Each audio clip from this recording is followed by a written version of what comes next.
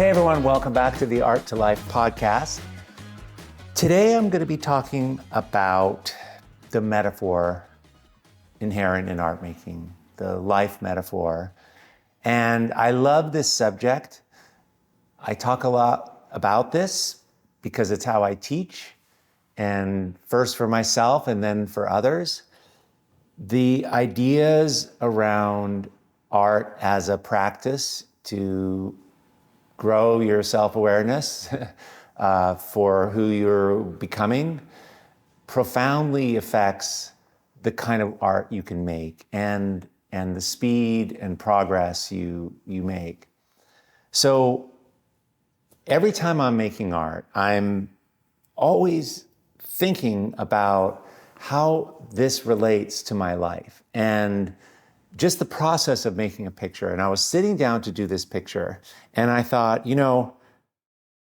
I kept getting these hits about how I wanted to explain some of what's happening when I'm making art. And so I thought a really good way to maybe do this podcast would be to talk while I'm making this painting. And I've never actually done this too much, but anyway, so I'm just going to give it a try.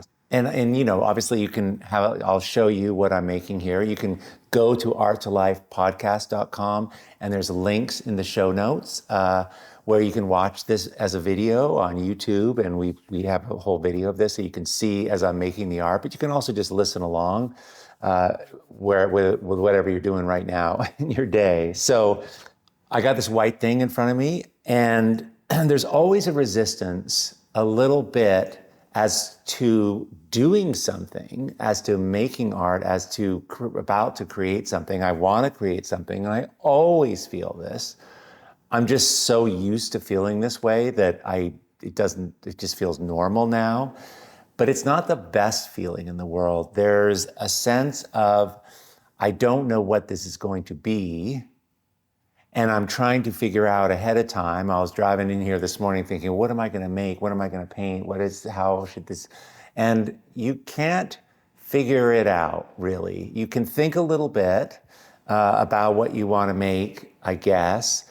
But the process of starting something and getting in motion is most of what creates the thing. It helps you make the decisions, it gives you solutions. It's just about getting in motion. The process of starting something, putting marks down, becomes the path to this. The doing becomes the path. And that is so like life. It's if you think of a hard conversation you're dreading to have, I've been having some of those lately. And the problem with hard conversations is you don't have them and you think about them. And that's partly why they're so hard, because you're putting off having the hard conversation. You try to think about, what you're going to say, and then the response, and then your response to what they're going to say. And then you've got this whole story about what it's going to be. And finally, after consulting with everyone, you have the hard conversation. And I swear, every time this happens to me, it's never like what I thought it was going to be. It's never, the response isn't the same. I would have never known. I often say this, you couldn't make this up. What happened, what I thought was going to happen, and what happened, how I thought the other person was feeling, isn't what they were feeling.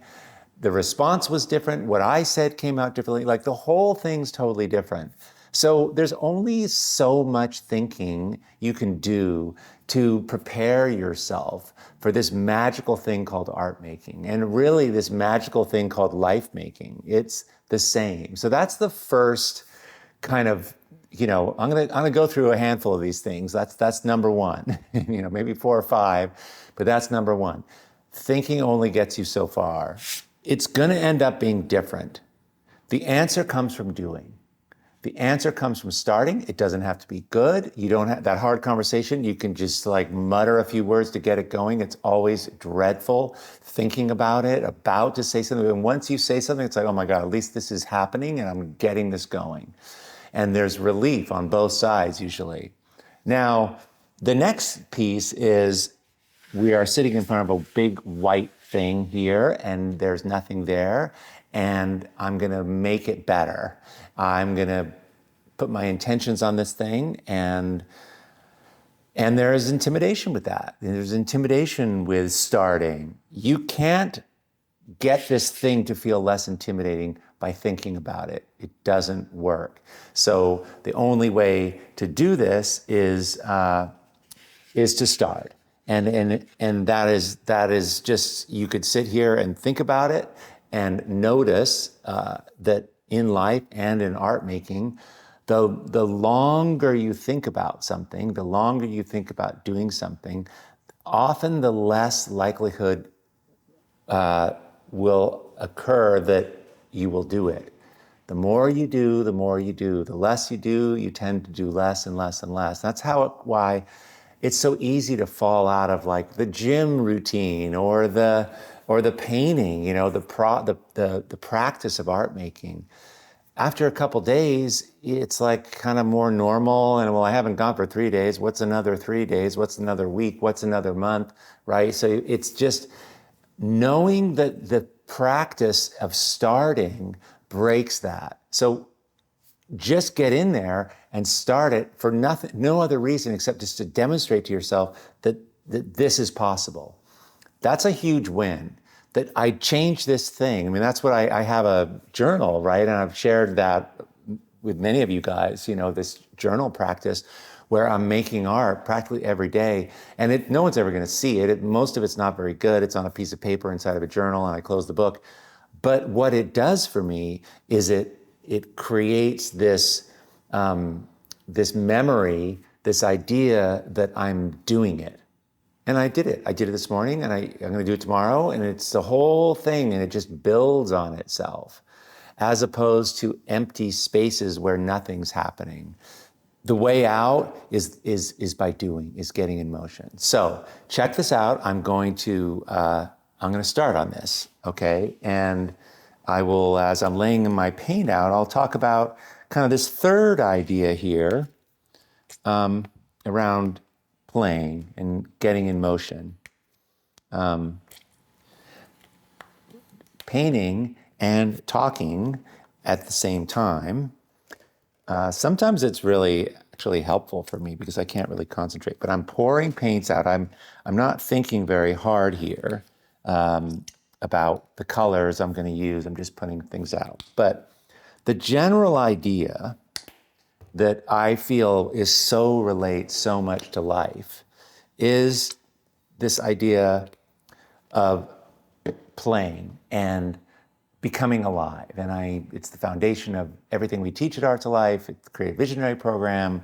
It's our way in to things that excite us and optimizing ourselves so we feel more alive.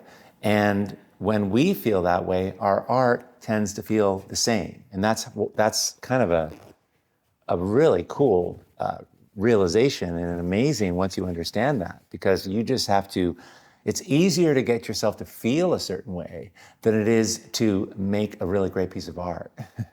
Because in trying to make something really good, it tends to tighten us up, we tend to compare ourselves, and it's not that fun. So I love this idea of first optimize ourselves, and then that will make it easier to make the thing, to create the artifact of how we're feeling. I often talk about that idea on an airplane where somebody is, the stewardess is, the warning, the instructions for the plane's crashing, if the oxygen masks drop down, you put it on yourself first, and then you put it on your kids, right? Because if you're not fortified, if you're not safe and feeling okay, then you're not going to be able to serve other people. And I see it the exact same thing with the artifact. We're talking today, the whole reason I'm here is that artifact. How do we get our art amazing?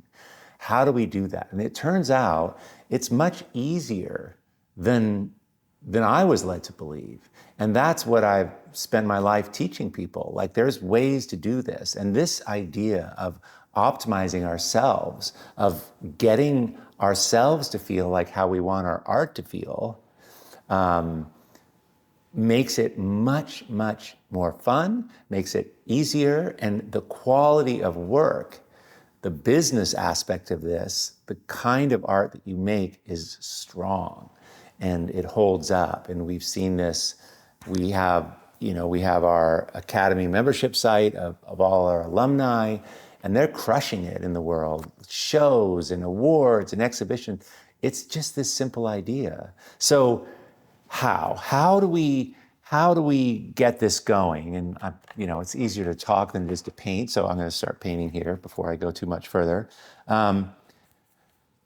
Well, here's the thing. First of all, what our souls love more than anything is to feel free and to feel and experience new things. Doesn't matter who you are, doesn't matter what country you're from, what language you speak, any of that. Your economic, socio, class, rank, whatever, none of that matters. Human beings are hardwired, turns out, to love experiencing something new and different. It makes sense, right? Somebody is stuck in a soul-sucking job behind a cubicle, and the lights are the same and the day is the same. We need stimulation. We all do. And that doesn't, of course, it's different for everyone, what kinds of things they like doing. Some people like doing art. Some people like going to law school. It doesn't matter. But there's for sure the thing that the big category of stuff we need is differences, things that bring us alive, new experiences, things that surprise us, things that create wonder in our day. So this is no different than art.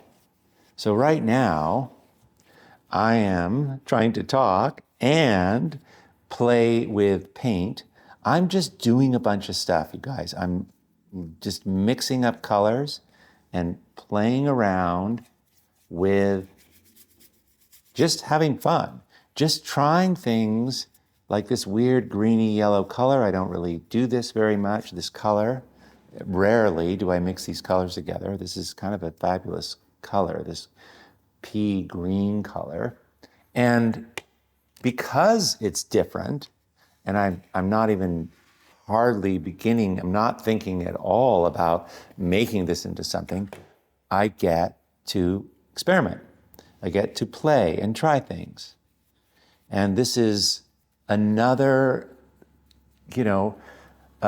exploring more things, finding the wonder in your day, in your art. And these are, it's pretty obvious, right? But this is the way you can start feeling really great. You start feeling more alive. That's the best way I can describe what we're after. I teach these workshops, and we travel halfway around the world. We're going to be doing one in October. There's a few more spots left, by the way, in Morocco. And we stay at this place called Janam Tamsna. And it's so beautiful. This place, it is so visual. If you're visual, it is gorgeous. And the reason we're going all that way, because it's hard to figure out how to get all the paint there. It's logistically, it's insane. Last time I had to bribe the airport guys because they thought I was wholesaling art materials. And so I'm bringing a lot of cash because I'm probably going to have to do that again because I can't get the quality of paints in Marrakesh that we need. They don't have that there. So I have to do this crazy thing of bringing all the materials, and I look like I'm an importer. And anyway, but the reason we go to such lengths as doing that is because people, when they're there, become they feel really alive. And why is that? It's because they haven't experienced it before. And we know this about traveling, right? I mean, it's the one thing I love traveling for that reason. Traveling is just another word for wandering around the planet, finding things that you didn't know you loved and coming across them. Another lesson in here as I'm working on this, I'm pretty impatient, and I want to go fast all the time. And I know in art that you have to kind of, if you slow down a little bit and be more present, that there's some amazing things happening here if I can just pay attention. Like, okay, this is not a finished thing yet, but if I can just drop into it as I'm doing this, there is the way the paint is coming off the brush. That's what this art thing does. It brings you into the present. And that is really an optimal way of being, that we are completely embodied. You're just here, you're experiencing this. This Tuesday afternoon, I am fully here. I'm just in this blue color. It's reminding me of places and ocean and water. And by the way, color is so incredible because color is abstract, and color is like a placeholder for the places and experiences and smells and emotions you've had. I mean, literally color. And if you just start thinking about it, because when I have this blue color, I think of swimming in Fiji, where that water is like this color. And I remember when I was there, and I remember swimming out to this boat that was captained by this guy, John Fox, and we had lunch on his boat, and it was really hard climbing up the side of his boat, and it was just really hot, and we had this curry, and that was hot, and then I remember diving into the water off the front of this boat to swim back to the beach, and how beautiful the water is, and how cold and cool. That's, we're talking about art and life here, but that's what color does, you guys. And what's incredible is that we're all comfortable with it, right? Abstract art's kind of tricky for a lot of people, right? It doesn't look like something. It doesn't, it's open to interpretation. But in a way, color is something that we're all so comfortable talking about. We all have a favorite color, that's a common thing. What's your favorite color? But this is abstract, it's just light, like kind of amazing. I mean, if you try to describe what color is, it's as spiritual and tricky to get your arms around as anything else. But here it is, just part of our life, if you try to imagine a color that we don't have, the mind boggles, like what color is missing?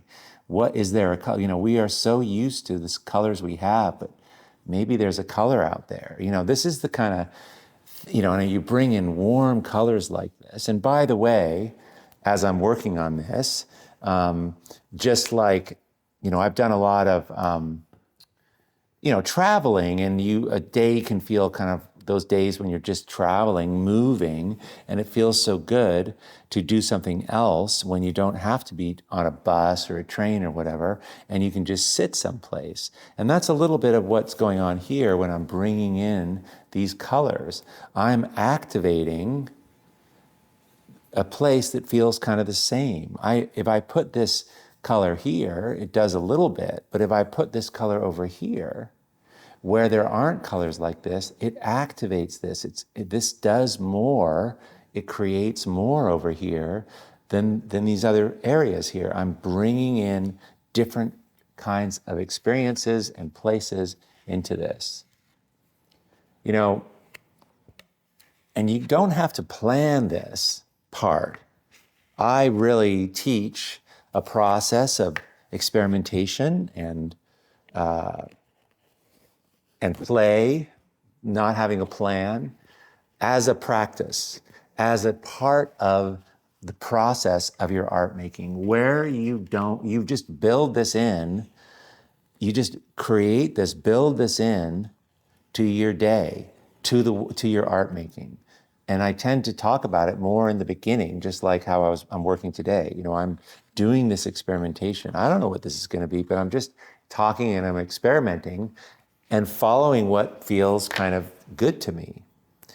And it's kind of great if you because that's where all the learning occurs, right? That's how I'm trying to get in the right head frame, and it's easy to do it if I have total freedom. I'm not trying to make something look a certain way. I'm just experimenting in this stage. It'll probably all get covered up. That's a powerful thing to realize. Now, let me get some more colors here. Dark and light are opposites, right? So if I provide those in here, that's another great way. That's a lighter thing. So I can come up with let's bring in some darker colors now, darker value colors. Think about those days when you're tired and it's the weekend and this happens to me all the time. I just don't get around to planning anything on the weekend because I've been so planned out. I've been just doing a Zoom call, I'm doing a podcast, I'm interviewing someone. So when the weekend comes, I'm just like, I don't even want to plan it. And so I don't have a plan in place. And then it's like, well, invariably, let's go get coffee and we'll walk to the coffee place and get coffee or whatever. And then you end up meeting somebody and you have this conversation, and then there are kids doing the Little League at the ballpark across the street. So you walk over there and you meet some other people, and it turns out there's a really cool red-tailed hawk in the tree, and that's making all this noise, and there's an ornithologist guy there and he's talking about it, and you love birds. And I'm just kind of making this up, but that day that you're having of just kind of finding your way as you go, because you're slowing down, you're going slow and nothing's planned, it's a powerful approach. And I love running for this reason, and walking, moving through landscapes.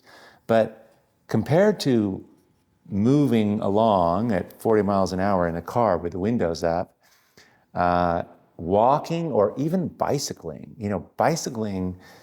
I did a long distance bicycle trip. I've done a lot of bicycle touring, and we did a trip once where we rode our bicycles through Wyoming, and we went through the Bighorn mountain range, I believe it's called. They're huge mountains. And it took a few days to ride through these things, up these hills, and you go on this amazing downhill. It's like your neck gets tired coming off the backside into Cody. And literally, you're going downhill for like an hour, but it's one of the best downhills in the world. But the uphill, and that was probably 35 years ago I did that ride. And because I was on a bicycle and we were going slow, I can totally remember it. And I remember the smell, I remember the experience of it, how steep it was, the signs that describe the steepness. And I have driven across the country multiple times. I can't even remember it. I don't even remember, a little bit going through South Dakota and how flat that was. But really, if we want to experience things, if we're open, if we're present, if we're going slow enough, we become more sensitized. We can feel more when we're going a little slower. And by the way, that's what's so great for us, it's an optimal way of being for art making.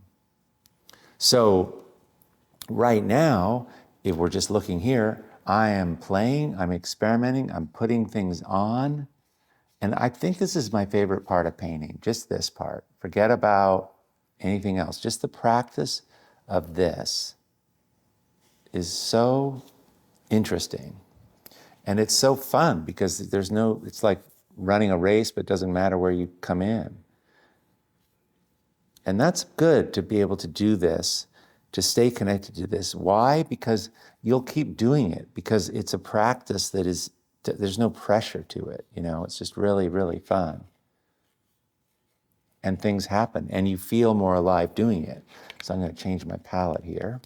This is the life, and this is the art, and this relates to this. This is what we're talking about. This sort of like soup of things, this alchemy, out of this, comes this. This plus intention and play starts making something. I want to just go a little for what I like to do. This, like, how long? How long should you experiment? Well, I just do stuff according to how I feel now. I'm feeling like this is not that. I want more experiences, more. I feel like I've been talking, just on this right now, I've been talking a lot and I'm trying to use words, and that's hard when you're also trying to paint. But so I want to bring in, something else. So some other colors. And I was running out of room on my palette, right? Which is another lesson that you can't fill things so much. You don't get the new pink without giving up all those other colors. You saw I had to just fold that whole thing up. And that is such a lesson, right? Letting go, something has to die for the next thing to come in. And that's just such a perfect metaphor, a side one for art making. I mean, I really feel like art making is how we're designed to learn to live this life. I think it's a practice. I think they should teach it in school, and we should be involved in it all the time. This creativity, and really become comfortable in it. There's so much resistance and judgment around what you can do and what you can't do, and who's got talent and who doesn't. It's just, it's too bad, but we're working hard. I'm working hard. My team and I are working hard to make this more available to anybody who's curious and wants more wonder in their day. Also, in terms of design a little bit, just notice how this pink area, coming in with something new, we tend to do something new the same way over and over again. So, doing something that you haven't done before is often done in a way that is kind of conservative.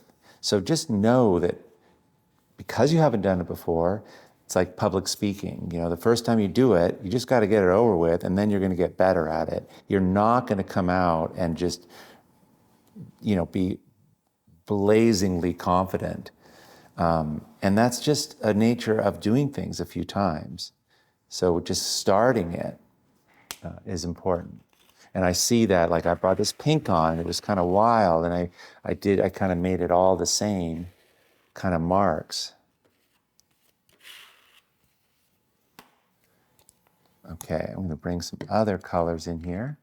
And by the way, for those of you who do art, there's something really great about having a conversation like I'm having with you right now, talking and making art at the same time. It's really, some things can happen. You can't think too hard, so you tend to have, your work gets kind of, it's surprising. It's like there's things that happen, there's things that are happening here that don't normally happen in my work because you're all here.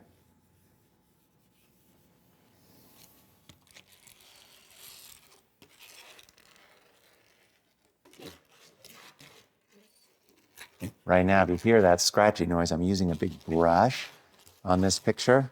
And again, if you just came in, you can go to Art2Life.com, click on podcasts, and click on the show notes, and you can see this picture that I'm starting here. And, just like walking a different way home, using different tools is going to activate you in ways that in surprising ways. Doing something different, doing something in a different way that you don't normally do, look what it does to the work. Using a different tool dramatically changes the feeling of the work. It's also really, it feels really great, you know, and I tend to do more of this if I like what's happening.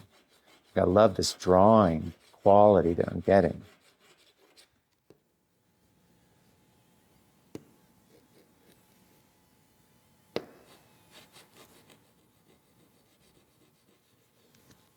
So now this, well, let me get a few more things. I can just put a little more white on this. I'm liking this better. It's fun. And I'm starting to feel I have a lot here. And it's kind of like when you've been at a birthday party, you kind of get to the point where it's like, okay, think I'm complete. Got a lot here. This was great. And now I'm ready. We went and saw this thing called the Mountain Play at the weekend, and it was really long, and it was in two parts. But the way the play was done, it's outside, and it was on Mount Tamalpais. It's really great. But the play was long, and they had two parts. But the first part was, the way it ended was, it was kind of like felt really satisfying. You know, usually when you watch a show on TV or whatever, a series, it's designed to keep you going. But this thing kind of ended halfway through, and it was good. It was fine, and we left, and it was like, I feel good, complete, ready to do something else. I didn't need more. I don't know if that's a sign of a good play or not, but that was the result. And so that's a little like this, you know, like I'm getting, like, this is fun, like this part, you know.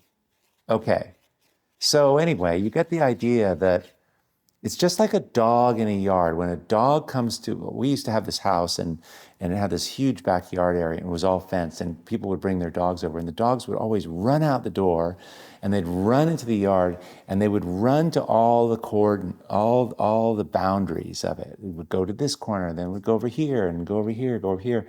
And that's just how a dog likes to experience a closed space. And I think of art making in the same way, that you go everywhere. Go feel like, do something up in the corner there. Go down here to the lower part. Really hold and be aware of and experience all of this, right? You know, when you're a total person, a beginner or a person who doesn't have a lot of experience, they'll tend to do something right in the middle and make it really small. But we have this whole rectangle. So, you know, the idea here, and as in life, is go to all the boundaries of what you have. Go there quickly. Do something here. Do something there. Feel that. Stretch into it. Grow into this. Into the limitations that you have right now. Go. Don't wait. Find out where the boundaries are, because often you can go further. Let's talk about this now. This sort of fourth lesson here. Looking into what I'm making here, you know, what is it that I want to see more of, right? Like, or what do I want to give up, right? There's just like that palette that I folded and threw away. There's a lot here, you know, like what parts do I like here? What's interesting to me? Like, I like this part. I kind of like that part. I like this a little bit. Not crazy about any of that. Maybe this up here a little bit. And so I don't really like a lot of this. I wasn't even trying. I don't really like a lot of it. So I can let that go. And I mean, if that isn't a metaphor for life, I mean, really figuring out and seeing what are the parts that are in your life that aren't serving you, that are just like kind of okay, and then going after it from that perspective, changing that and letting go of those areas. And in art, especially in painting, that's just covering things up. So this fourth lesson is just around, you know, once you start thinking again, if you are ready to start thinking again about, that's what you can start thinking about. Letting some things go that just came because you were playing and experimenting. So I can cover things up. I could use it one color or whatever. I can use light color paint. I'm going to mix up a little light light color. And I'm gonna come back in and just cover some areas up. It's still playing, but I'm definitely letting some things go, covering up some areas that are not as interesting to me. On also being aware of, while I'm doing it, the fact that as I'm doing it, this is all changing. And to be aware of that and staying at 50,000 feet and saying, okay, I think I know what I'm doing, but to just be aware that maybe something's going to happen that I wasn't expecting and that I might want to keep some of that. And notice as I'm giving something up, what's left becomes more noticeable and actually becomes even better. But I try to just let cover up some things. I try not to think about it too much, because if I do, then it's like you pull all those clothes out you're sick of, and then you can talk yourself back into putting them back in your closet, and you haven't worn it in a year. Why do you think you're going to wear it soon if you haven't? What is Marie Kondo? It's like, if you haven't worn it in 6 months, remove it, that's pretty hard to do. And what's interesting about this is that, and it's a lot like clothes. The reason that you don't wear things is that, and you got them and you love them, at one stage you loved it. The reason that you don't wear them is that they no longer feel like you for whatever reason. You look at it and you think, no, I don't want to be wrapped in that color again today. And then, I have that with certain colors that I thought I liked it, and then it's like, no, I really never want to be in that color again. Well, that is you changing. And the same thing happens in your art. So this process of what I'm giving up here will change based on what I'm making, what my experience is, how I'm growing, how I'm changing, what the world's doing. I mean, look at how much COVID changed our work,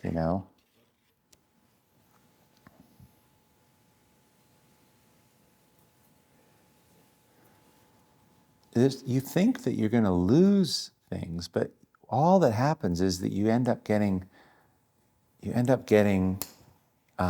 more.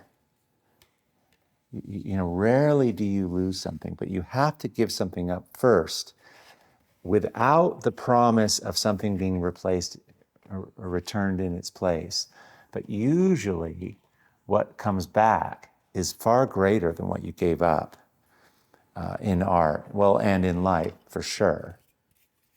It's hard to let things change and grow and to let go of things.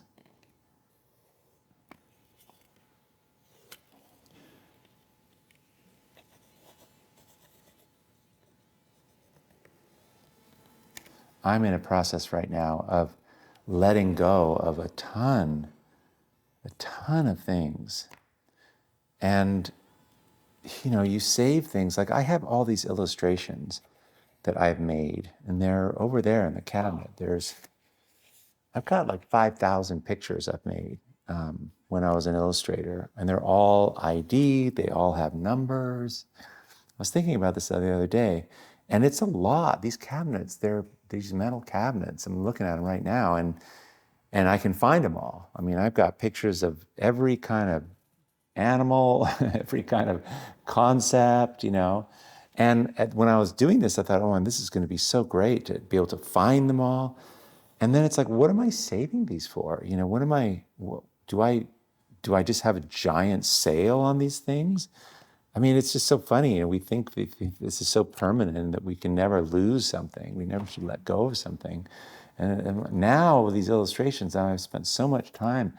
I hired people to like put them in folders, and I have photos of them all. I have a file maker. I can find an image by typing a word in. I can type in tomatoes, and it'll pull up every image I ever made of a tomato. And it's just not what interests me anymore. And I don't think it really interests anybody else either. And they're not whatever. They're kind of illustrations. But it is. I'm actually getting to the point where it's like, I think I just need to do a giant sale. And I don't even think people would, it's like, what, I have thousands of these things, And then you're like, well, we'll leave it for the kids, But I remember when my mother passed, there was all these things that she'd saved. And, and I've got a few things from my dad, his penknife and a couple things, but I don't know, when it loses value for you, really it's time, I think, to kind of let it go. So that's kind of the lesson here, getting comfortable with letting go of what you no longer need without worrying too much about, I'm not worrying about the end result here. I'm just responding to what's here and getting rid of parts. Okay, get a little bit more palette. You can see how changing the palette, it's interesting. Changing the palette is almost like taking a break, getting up and getting a cup of tea, changing the palette, even going to the bathroom, having these little micro breaks, like it's a reset. As I'm doing this over here, I'm no longer thinking about what's going on there. I notice when I'm about to do something kind of more bold, I do this, I kind of get ready, which is a great lesson, like organize things, clean your studio, prepare for something amazing to happen, right? There's a little bit of preparation, there's a little bit of buildup,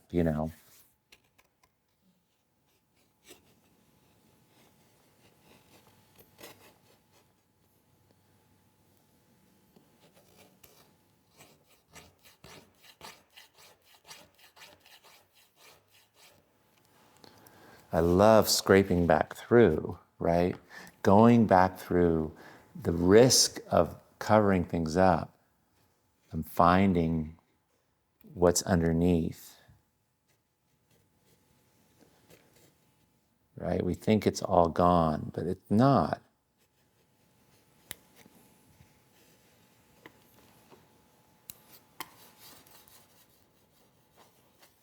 I love this time when the paint is neither wet nor dry. It's like this. It's just this kind of sticky level.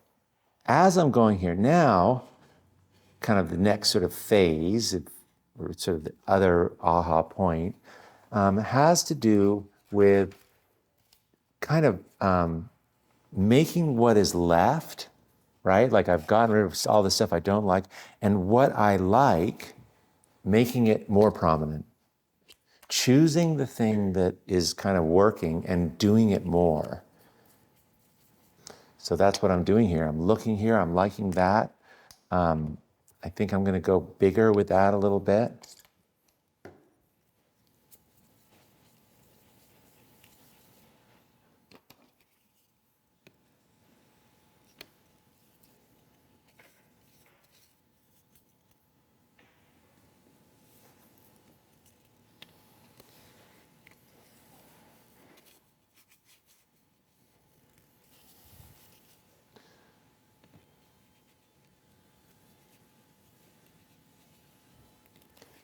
Making that part, the parts in your life that you love, making them more, putting more into it, being more clear about it, letting people know what it is that you want, that you love, being clear about it so more of it comes in. We can get in this habit of thinking that, oh, it's good, I should be grateful I have just this situation, but you can take it further. You can really optimize things. And you want to, because the more you get in flow with what it is that you're into making, the more possibilities occur and the more impact it has on you and other people, what you're putting out. I mean, your art is like a total expression of you, and is powerful, and it's a force for good. So loving the boldness, these bold marks, and bringing those more in. Loving these lines.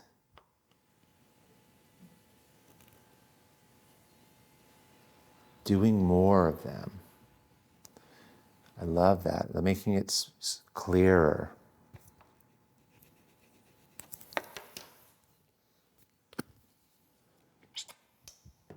It's a powerful lesson. If we're willing to do more and be clear and show that, it happens more often. Other people start reflecting it back to you. They can see it. I get people all the time saying, oh my God, I found this artist. I want to show you. You're going to love her. And it's because they know what I like, because I've been showing people what I like in my art. And it's kind of great. You get people they understand because you're being clear about it. So you get kind of like help from people that, things cross your path that you wouldn't otherwise. I'm trying to make a beautiful gray here. I have all these colors.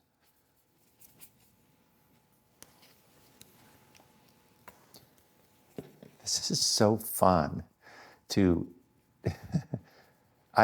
this is what I'm thinking when I'm making work. And it's just, I realize how cathartic it is for me to actually be sharing with you guys what I'm thinking about as I'm making art, because I've always thought of it this way. I've always thought of it as metaphor, as life making. And really is the idea behind Art2Life. It's what we're doing, that approach. Turns out is really available for anybody who's interested.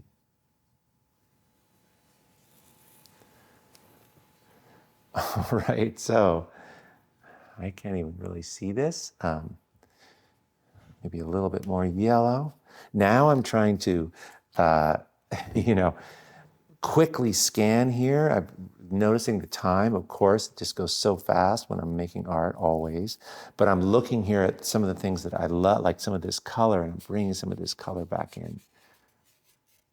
A few more spots of that color. Oh, so fun.